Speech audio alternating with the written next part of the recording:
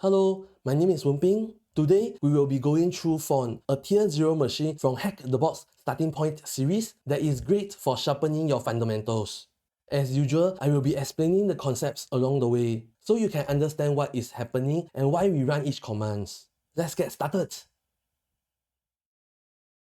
Firstly, make sure that you are connected to the Hack the Box VPN.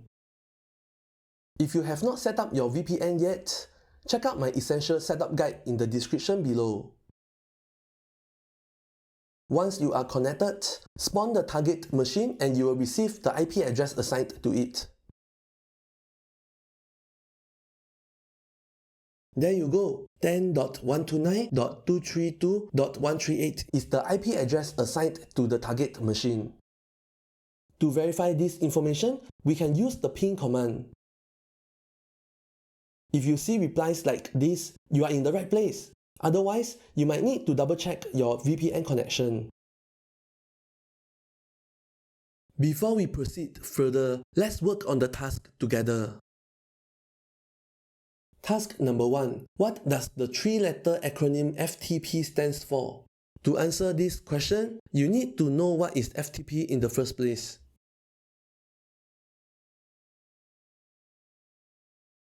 So, what is FTP? FTP stands for File Transfer Protocol. It is a standard network protocol used to transfer files between a client and a server on a computer network.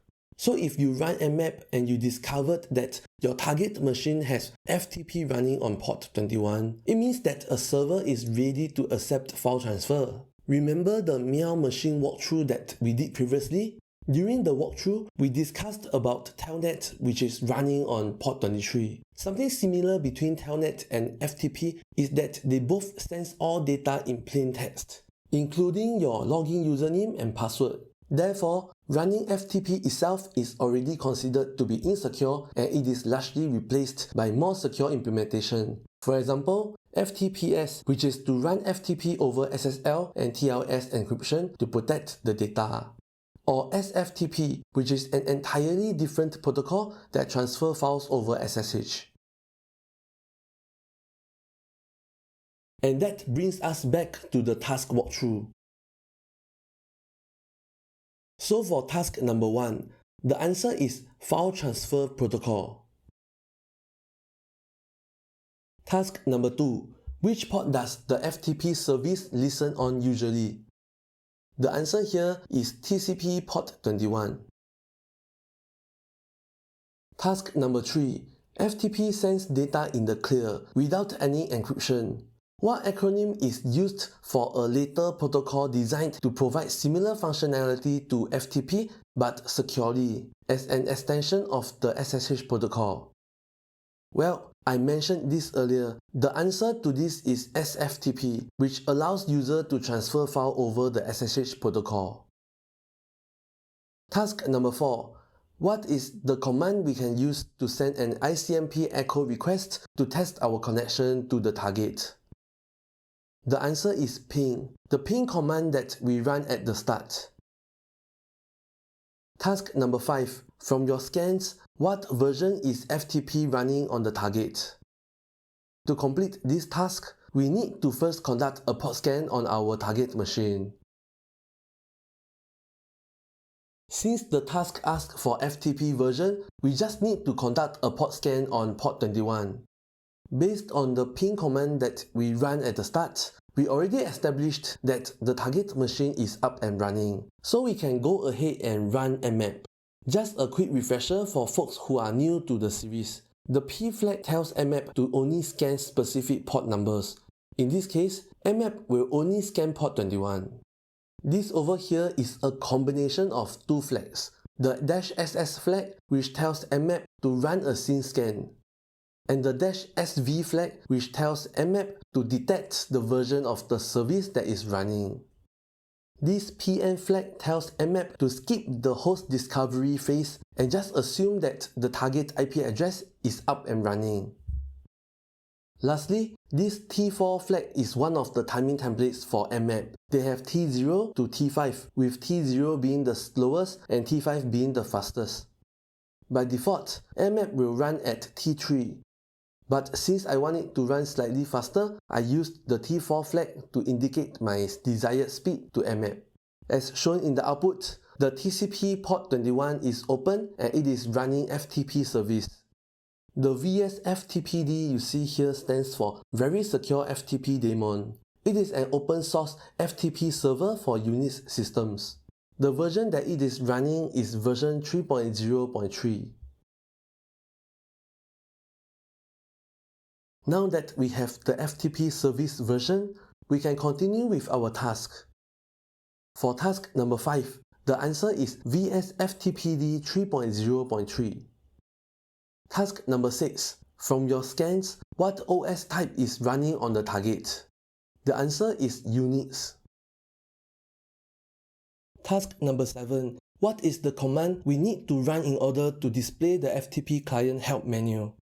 Now this one is interesting. Intuitively, when I see the hint being 3 letters followed by a dash and a question mark, my common sense tells me that the answer would be FTP-H, since many tools uses -H or --help to display their help menu. As it turns out, it is incorrect. After checking the hint, it seems to point us to the man command. So, what is the man command? The man command stands for manual. It's like when you buy a product, the packaging will usually comes with a user manual. It's the same thing here. The man command is the built-in help system for almost every command you can run on a Unix-based system. They will show you everything you need to know about a command, including their name, description, all the available flags and etc. It is the fastest way of getting an accurate information for a command without leaving your terminal. So in this case, we will run man FTP to read the comprehensive manual of the FTP command. This is it. The dash and a question mark flag will display help to the stdout and then exit. This stdout stands for standard output, which is what you see on your terminal. With the help of the man command, we can now continue with our task. For task number 7, the answer is FTP-? For task number 8, what is the username that is used over FTP when you want to log in without having an account? If you refer back to the man command for FTP, you will notice that there is a -A flag which allows the normal login procedure to be bypassed and used as an anonymous login instead. And that brings us to what is FTP Anonymous login and can we use it to connect to our target machine?